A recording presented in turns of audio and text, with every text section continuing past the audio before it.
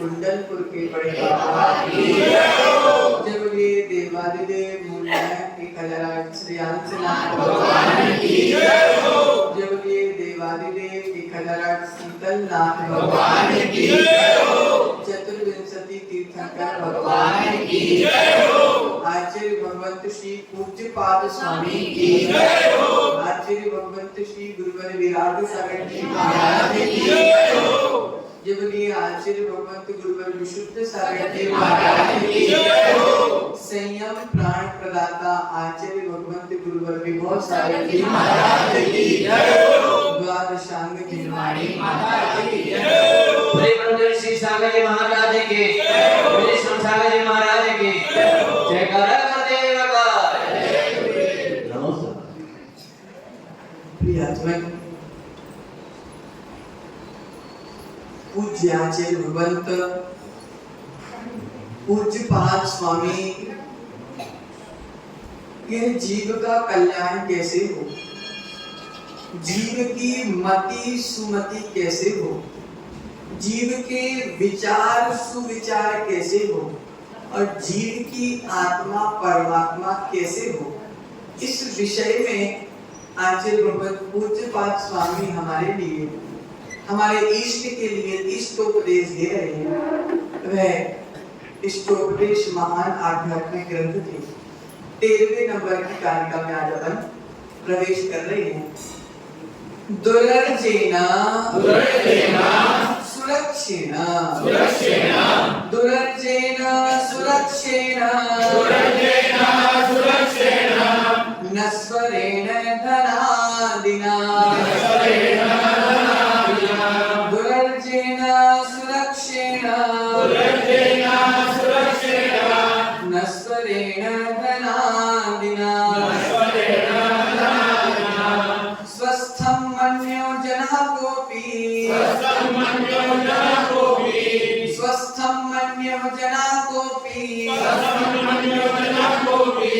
ज्वरवानिव सर्पिषा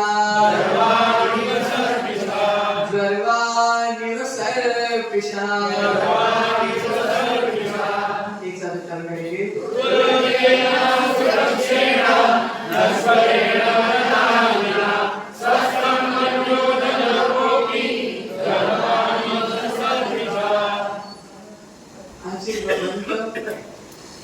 पूज्यपाद स्वामी 13 number की कारिका में बता रहे हैं, दुर्जन बड़ी कठिनाई से कमाए जाने वाला, असुरक्षित सुरक्षित ना रहने वाला, नस्वरेण विनस्वर धनादिना धनपुत्र। भाई, आपके घर में पैसों का पेड़ तो नहीं लगा? भाई, आपके घर में पैसों का पेड़ तो नहीं लगा कि ऐसे ऐसे हिला देंगे और जितने गिर जाएंगे तो जल्दी जल्दी बटोर लेंगे। आचार्य भगवंत कह रहे दुर्जन बड़ी कठिनाई से कमाया जाता है। धन कैसे कमाया जाता बताओ? तुम तो जानती नहीं, कमाना उड़ाना जानती हो। अच्छा, जो जानती है वही जानती है, बाकी तो सब उड़ाना जानती है। तो आचार्य भगवंत पूज्यपाद स्वामी कह रहे हैं, दुर्जन बड़ी कठिनाई से कमाए जाने वाला, असुरक्षित फिर भी सुरक्षित नहीं है। प्रसिद्ध भाई, बैंक में करोड़ रुपए पड़े सुरक्षित है क्या? घर पे पड़ी जो सोना चांदी उस बच्चे की मम्मी के सुरक्षित है क्या? तो अर्थात कठिनाई से कमाए जाने वाला फिर भी सुरक्षित नहीं है, नश्वरेण विनश्वर है। आज नहीं तो कल बढ़ाएगा, आज नहीं तो कल खत्म होना निश्चित है। ऐसा तो नहीं है परमानेंट तुमने करा लिया हो, न जाने कब कैसी स्थिति आ जाए और सारे पैसे हमारे उड़ जाए, हमको पता नहीं। पाचन क्या कह रहे हैं? नश्वरेण, नश्वर है, विनश्वर है, विनाशवान है। धना दिना, ये धन पुत्र आदि सब विनश्वर। स्वस्थम मन्या, लेकिन जीव अपने आप को बड़ा स्वस्थ मान रहा है। अरे भाई, करोड़ों की प्रॉपर्टी है, मैं सबसे ज्यादा सुखी, मैं स्वस्थ हूँ। आचार्य कह रहे हैं, सुखी मानने वाला, सुखी मान रहा अपने आप को। का अपी जना, अगर कोई मनुष्य सर्पिशा घी पी करके ज्वरवान अर्थात ज्वर से पीड़ित अगर किसी जीव को बुखार चढ़ा हुआ है, अरे भाई, और वो घी पीते जा रहा है और अपने आप को बड़ा स्वस्थ मान रहा है, तो स्वस्थ है कि मूर्ख है? मूर्ख है।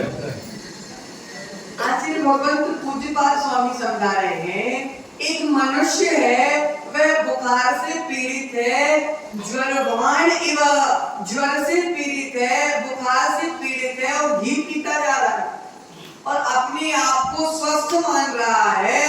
जैसी स्थिति उस जीव की है, मूर्ख स्थिति वह जीव की है, उसी प्रकार जो जीव धन संपत्ति को प्राप्त करके कठिनाई से कमाए जाने वाले धन को, जो सुरक्षित नहीं है ऐसे धन को, जिस धन का विनाश होना जिसे ऐसे धन को पा करके अपने आप को बड़ा सुखी मान रहा है, ऐसा मूर्ख जीव है घी पीने वाले मनुष्य के समान है।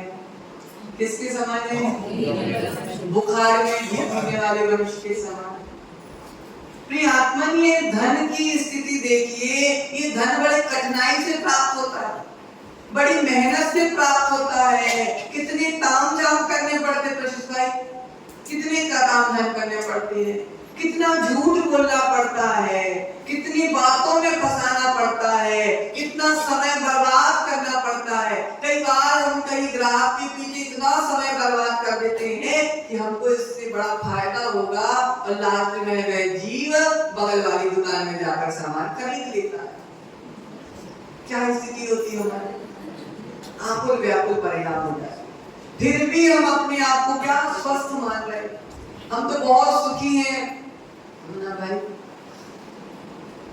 महाराज मकान बढ़िया बना लिया, महाराज दोनों बच्चे वेल सेटल्ड हुए, दोनों बच्चों की शादी करा दी, दोनों बच्चों के अगल बगल एक जैसे मकान बना दिए, दोनों बच्चे अपने धंधे पानी में सेट हैं, नाती पोते भी हो गए हैं, सब बढ़िया है, धन संपत्ति भी बहुत है। महाराज हम तो बहुत सुखी हैं, बहुत निर्विकल्प है, हमने तो गंगा नहा ली, ऐसे बोलते, हमने तो गंगा नहा ली, व्यापार वगैरह सब बढ़िया। लेकिन आचार्य कह रहे हैं यही तुम्हारी अज्ञानता है। जो हमको चाहिए उसको छोड़कर सब कुछ है हमारे पास। बोलो रानू, जो हमको चाहिए, जो हमारी आत्मा का कल्याण करेगा, जो हमारी आत्मा का उद्धार करेगा, उसको छोड़कर दुनिया की सब वस्तु हमारे पास है। क्यों प्रशिष भाई? धंधा पानी अच्छा चल रहा है? बढ़िया चल रहा है। प्रशिष भाई क्या कह? बढ़िया चल। आचार्य कह रहे हैं कल्याण जिससे होना है वह छोड़कर हमारे पास सब कुछ है। किस चीज की कमी है सुनील भाई? किस चीज की कमी? सब कुछ है ना, सब कुछ है। आचार्य कह रहे हैं जितनी बुद्धि मनोज भाई तुमने धन कमाने में लगा दी, जितनी बुद्धि तुमने पैसे संपत्ति जोड़ने में लगा दी, अगर उतनी बुद्धि तुमने धर्म कमाने में लगाई होती तो आज तुम मनोज नहीं मनोज सागर बन गए होते। लेकिन तुमने बुद्धि कहाँ लगा दी? धन संपत्ति में लगा दी। आचार्य कह रहे कितने मुश्किल से प्राप्त होती है। जितनी कठिनाइयों से माताओं धन कमाया जाता है उतनी कठिनाई धर्म कमाने में नहीं लगती, उतनी मेहनत धर्म कमाने में नहीं लगती। लेकिन फिर भी तुम लोग इतने मूर्ख हो, इतने धूर्त हो कि तुम जितने ज्यादा मेहनत लगे तो हाथ में भी कुछ नहीं आ रहा। अर्पित भाई धन कमाने में मेहनत भी लगे तो हाथ में भी कुछ नहीं आ रहा, और धर्म कमाने में मेहनत भी कम लगी और आत्मा का कल्याण भी हो रहा। लेकिन महाराज आत्मा का कल्याण बाद में करेंगे, अभी तो जोड़ना है। आत्मा का कल्याण आप करो, हमको तो जोड़ना है। हम जोड़ेंगे नहीं तो आपकी चर्या कैसे कराएंगे? अगर आप पैसे नहीं जोड़ेंगे तो मुनि की चर्या कैसे कराएंगे? लेकिन आचार्य भगवत जी और सुनते रहते भाई पैसा कमाना बुरी बात नहीं, पैसा कमाना बुरी बात नहीं है, लेकिन पैसे कमाते कमाते पैसों से चिपक के मर जाना बुरी बात। पैसा नहीं कमाओगे तो अर्थ पुरुषार्थ निष्फल हो जाएगा। तो आचार्य कह रहे पैसे कमाओ, इतना कमाओ जितने में हमारा काम चलता रहे। नहीं महाराज थोड़ा और थोड़ा और थोड़ा और। ग्राहक अगर रात के 12 बजे तक आते रहे तो 12 बजे तक दुकान खुली रहेगी। मनोज भाई अगर ग्राहक रात के 12 बजे तक भी आते रहे तो मैं दुकान खुली रहेगी। लेकिन आचार्य कह रहे हैं कमाओ, विरक्ति से कमाओ, क्योंकि करना पड़ रहा है, परिवार चलाना है, घर चलाना है तो करना पड़ रहा है। पैसे कमाने के लिए जीवन नहीं मिला, जीवन चलाने के लिए पैसे कमाना है। पैसे कमाने के लिए पैदा हुए क्या कि पैदा हुए इसलिए पैसे कमाने पड़ रहे। आचार्य कह रहे हैं धन पाकर के, संपत्ति पाकर के बड़ा आनंद मत मनाना। मनोज भाई सब कुछ है हमारे पास, कुछ भी नहीं है तुम्हारे पास। तुम कह रहे हो कि मेरे पास महाराज सब कुछ है, भगवान की कृपा से सब कुछ है। ऐसे शब्द बोलते क्या बोलते? भगवान की कृपा से मेरे पास सब कुछ है। लेकिन जिनवाणी कह रही है कि भगवान की कृपा अभी तुम्हारे ऊपर बरसी नहीं है। जिनवाणी कह रही है अभी तुम्हारे पास कुछ भी नहीं है। धर्म नहीं तो कुछ नहीं, और धर्म है तो सब कुछ है। एक भिखारी है वीरेंद्र भाई, लेकिन रोज भगवान की भक्ति कर रहा है, रोज उपवास कर रहा है, बोल रहा है कि आज मेरे पास खाने के लिए भोजन नहीं है, चलो उपवास कर लेता हूँ, भोजन तो मिलना नहीं है लेकिन उपवास कर लेता हूँ तो पुण्य तो मिलेगा। लेकिन एक रईस है तुम्हारे जैसा वीरेंद्र, बहुत बड़ा धनवान है, संपत्तिवान है, लेकिन संपत्ति से ही चिपका हुआ है। सुबह सो के उठेगा तो हिसाब देखिएगा, खाना खाने आएगा, एक के खाना खाते जा रहा है, दूसरे में ग्राहक से बात करते जा रहा है, प्रवचन भी सुनने आया तो फोन बज रहा है, फोन पे में फलाने फलाने पैसे प्राप्त हो गए। अर्पित भाई ऐसा धन किस काम का जहाँ शांति ना हो मन में। 1 मिनट की शांति नहीं, 1 मिनट की शांति नहीं। 24 घंटे आजकल जो बड़े बड़े धंधे वाले हैं वो भोजन भी नहीं कर पा रहे ढंग से। भोजन एक और खाते ग्राहक का फोन आ गया, भोजन को साइड में सीधे ग्राहक के पास चले जाए। राजन के लिए बड़ी कठिनाइयों से धन प्राप्त हुआ, बड़ी कठिनाई से धन प्राप्त हुआ, लेकिन उसके बाद भी हम धन पाकर अगर अपने आप को सुखी मान रहे हैं तो हम दुनिया के सबसे बड़े दुखी हैं। लेकिन धर्म पाकर हम अपने आप को सुखी मानेंगे तो हम एक दिन क्षायिक सुख को प्राप्त कर पाएंगे। कौन से सुख को? क्षायिक सुख कौन सा? संपत्ति वाला नहीं, ये प्राप्त होगा कितना नहीं फिर। ओहो मुन्ना भाई, ये संपत्ति वाला तो नश्वर सुख है। ये संपत्ति पैसों का सुख तो नश्वर सुख है। आत्मा का जो सुख है वही क्षायिक सुख। कौन सा सुख? जो एक बार आ गया फिर जाने वाला नहीं है, हमेशा के लिए फिक्स हो गया, रजिस्ट्री हो गई। रजिस्ट्री हो गई सुख की, कि कहीं नहीं जा रही है, हमारा सुख है। आत्मा का सुख हमारा सुख है। आनंद मनाना है तो आत्मा के सुख का आनंद मनाओ। महोत्सव मनाना है तो आत्मा के सुख का महोत्सव मनाओ। आचार्य क्या कह रहे हैं? स्वस्थ मानता है, अपने आप को सुखी मानता है, लेकिन जन्म को भी अगर कोई व्यक्ति अस्वस्थ है, अगर घी पी रहा है तो क्या वह स्वस्थ हो जाएगा? स्वस्थ मानने से स्वस्थ हो जाएगा क्या? उल्टा बीमारी और डबल हो जाएगी। किसकी गलती? घी की गलती है? बोलो सुनील भाई, कालू के पापा, बोलो। कोई जीव बुखार में है, वह घी पी रहा है, उसकी बीमारी और बढ़ गई। घी की गलती? बुखार तो घी के कारण बढ़ा। किसकी गलती माताओं? पीने वाले की गलती कि घी की गलती? पीने वाला अस्वस्थ है, पीने वाले की गलती। घी तो दूसरा व्यक्ति यहीं पे अरुण भाई को बुखार चढ़ा हुआ है और प्रशिष्ट पूरी तरह से स्वस्थ है।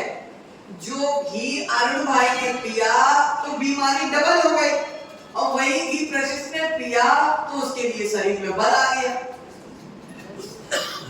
घी तो एक जैसा है, घी तो एक जैसा है, लेकिन अस्वस्थ के लिए घी नुकसानदायक हो जाता है और स्वस्थ के लिए घी बलवान हो जाता है। तो आचार्य कह रहे हैं गलती हमारी है, घी की गलती नहीं है। इसलिए जो घी को दोष देता है वह अज्ञानी है, और जो अपनी गलती को दोष देता है वह ज्ञानी है। प्रियात्मन, हम अपने आप को बड़ा आनंदित मान रहे हैं। देखो नयन भाई, तुम्हारी शादी हो गई क्या? ससुराल वालों ने 4 गाड़ी, 1 बंगला, बड़ी बड़ी अलमारी, एसी, कूलर सब दहेज में दिया। नयन कूलर ही संभाला। महाराज मेरे ससुराल वालों ने मुझे इतना दिया, इतना दिया, इतना दिया, मुझसे बड़ा भाग्यशाली कौन होगा? लेकिन जिनवाणी कह रही है ससुर जी ने अपना परिग्रह कम कर दिया, तुम्हारा परिग्रह बढ़ा। अशोक भाई, ससुराल वालों ने अपना परिग्रह कम कर दिया, हमारा परिग्रह बढ़ा दिया। ससुराल वाले तो सोच रहे चलो अच्छा है, जितना कम हो उतने संभालने की टेंशन गई, सारी टेंशन लाला जी के ऊपर ठोक दो। सत्य की नहीं माताओं, समझो विषय समझो, बड़ा अच्छा विषय चल रहा है। मुन्ना भाई, ससुराल वाले ने सब दे दिया। ससुराल वाले सोच रहे हैं हमसे संभाला तो जा नहीं रहा था, बुढ़ापा आ गया, लाला जी के ऊपर ठोक दो, पर शांति से बैठो। लेकिन लाला जी क्या सोच रहे हैं कि मेरे ससुराल वाले कितने अच्छे हैं, मेरे ससुराल वाले कितने अच्छे, मुझे क्या क्या नहीं दिया। बेटी तो दी, बेटी के साथ बेटी की जरूरत की पूरी सामग्री भी दे दी, मुझको कुछ नहीं खरीदना पड़ेगा। बड़ा आनंद मना रहे लाला जी। लेकिन मुन्ना भाई, परिग्रह जोड़ना आसान है, लेकिन परिग्रह को सहेजना बड़ा कठिन होता है। अब साल 2 साल तो लाला जी बहुत फूले रहे गुब्बारे की तरह। कैसे फूले रहे? गुब्बारे की तरह फूले रहे। मेरे ससुर जी ने ये दिया। अब बाद में जब परिग्रह रखने की घर में जगह नहीं बची, अब समझ में आ रहा है कि ससुर जी ने तो अपनी बला टाली थी और हमने बला पूरी ले ली थी। बाबुल की दुआओं के साथ बलाएं भी ले ली थी।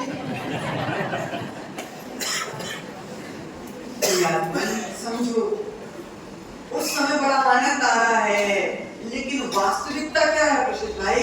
परिग्रह मेरा पड़ गया। जहां जहां परिग्रह है वहां वहां दुख है।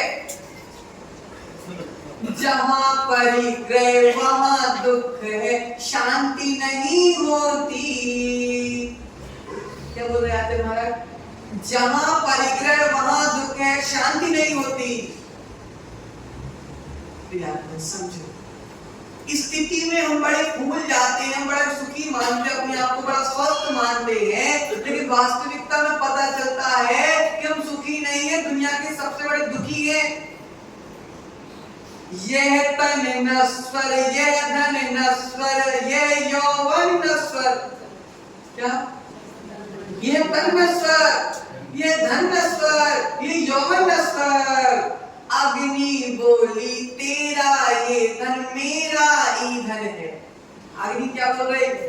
चिता की अग्नि बोल रहे हैं सो भाई, तेरा जो धन है ना ये मेरा ईंधन है। समझो मित्र जी, समझो, अग्नि बोल रही है कि तेरा जितना भी धन है सब मेरा ईंधन है। खूब जलाऊंगी मैं, खूब जलाऊंगी, सब राख कर दूंगी। इसलिए चेतन आत्माओं, राख होने से पहले राग छोड़ देना। भाई, राख होने से पहले राग छोड़ देना, नहीं तो अग्नि को तो राग करने की फिराक में बैठी ही है। तो आचार्य भगवान समाधि भक्ति का एक बहुत प्यारा छंद लिख रहे हैं, इसी कारिका के ऊपर लिखा उन्होंने, यह तन नश्वर, यह धन नश्वर, नश्वर यौवन है। अग्नि बोली तेरा यह धन मेरा ईंधन है। पर्याय तो नाशवान है। मुन्ना भाई, आप अनश्वर हो, मेरा अंतिम मरण समाधि तेरे दर पर। ये पर्याय तो सब नाशवान है, लेकिन मुन्ना भाई तुम अनश्वर हो। कैसे अनश्वर हो? कभी नहीं मरने वाले। तो देखो भैया, मुन्ना भाई कभी नहीं मरने वाले। कौन कौन बोल रहा मुन्ना भाई कभी नहीं मरने वाले? बोलो, कौन बोल रहा मुन्ना भाई कभी नहीं मरेंगे? जिनवाणी बोली मुन्ना भाई तुम कभी नहीं मरो। तुम्हारी ये मुन्ना की पर्याय मर जाएगी, लेकिन मुन्ना के भीतर बैठी वाली भगवान आत्मा कभी मरने वाली नहीं है। वो तो जब तक भगवान नहीं बनेगी, जब तक उसके बाद भी नहीं मरने वाली। इसलिए आज भगवंत कह रहे हैं, धन के पीछे धर्म को भूल गए, धन के पीछे धर्म को भूल गए, धन के पीछे संस्कारों को भूल गए, धन के पीछे सभ्यता को भूल गए, धन के पीछे